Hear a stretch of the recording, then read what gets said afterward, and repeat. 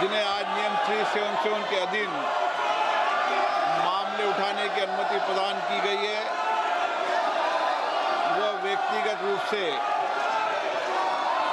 सदन के पटल पर तुरंत अपने अनुमोदित पाठ को सदन के पटल पर रख सकते हैं।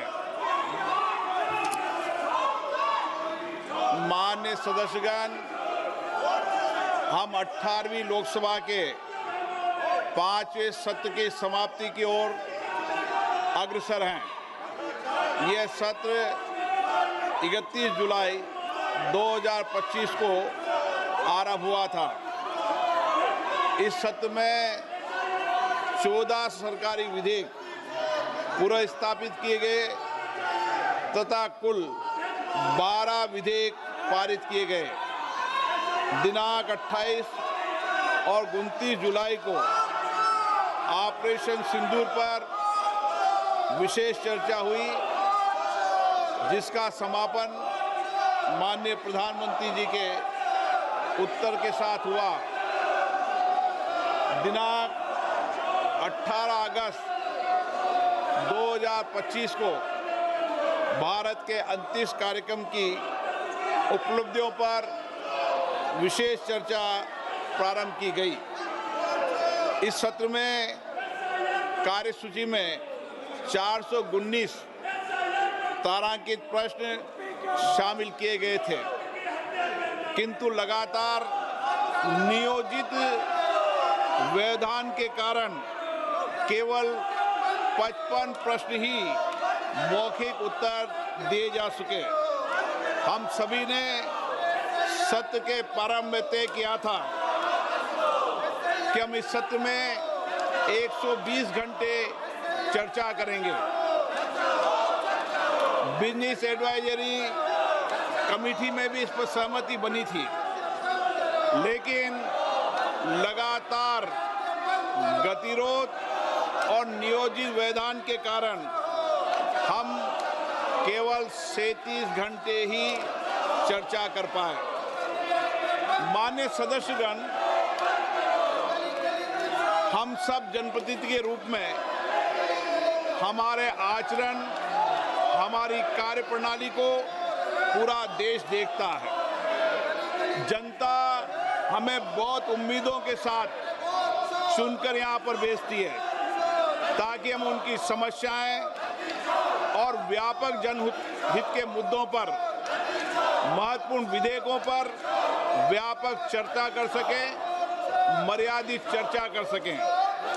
लेकिन पिछले कुछ दिनों से मैं देख रहा हूं कि सदन में सार्थक मर्यादा परंपराओं के अनुरूप चर्चा नहीं हो रही। माननीय सदस्यगण, जिस तरीके से सदन के अंदर, सदन के परिसर में जिस तरीके की नारेबाजी हो रही है, जिस तरीके से तख्तियां लेकर माननीय सदस्य आ रहे हैं, नियोजित गतिरोध किया जा रहा है, यह हमारी संसद की परंपराएं नहीं रही है। और विशेष रूप से इस सत्र में जिस भाषा का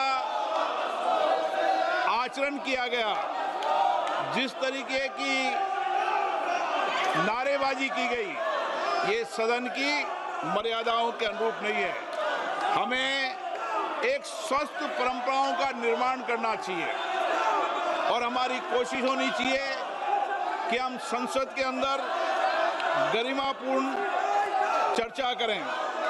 लेकिन मैं लगातार देख रहा हूं नियोजित तरीके से गतिरोध करना, नारेबाजी करना, तख्तियां ले जाना। मैं आपसे आग्रह करना चाहता हूं कि ये देश का सबसे बड़ी लोकतांत्रिक संस्था है, हमें इससे बचने का प्रयास करना चाहिए। और संसद के अंदर भी और संसद के परिसर में भी हमारी भाषा संयमित और मर्यादित होना चाहिए। सहमति और असहमति होना लोकतंत्र की स्वाभाविक प्रक्रिया है, किंतु हमारा सामूहिक प्रयास होना चाहिए कि हम सदन की गरिमा को मर्यादा को और शालीनता को बनाए रखें। माननीय सदस्य, मैंने हर माननीय सदस्य को हमेशा पर्याप्त समय, पर्याप्त अवसर दिया है, लेकिन जिस तरीके का आपका आचरण है, देश आपके आचरण को, आपकी कार्यप्रणाली को देख रहा है। मैं फिर आपसे आग्रह करता हूं कि हमें प्रयास करना चाहिए कि हमारी स्वच्छ लोकतांत्रिक संस्था के अंदर अच्छी परंपराएं, अच्छी प्रॉपर्टियों को हम लागू करें और इसके लिए सामूहिक चिंतन भी करना चाहिए और सभी राजनीतिक दलों को आत्ममंथन भी करना चाहिए ताकि देश की लोकतांत्रिक स्वच्छ संस्था की हम मर्यादा को बना रखें और यहाँ अपने आचरण व्यवहार से एक आदर्श स्थापित कर सकें।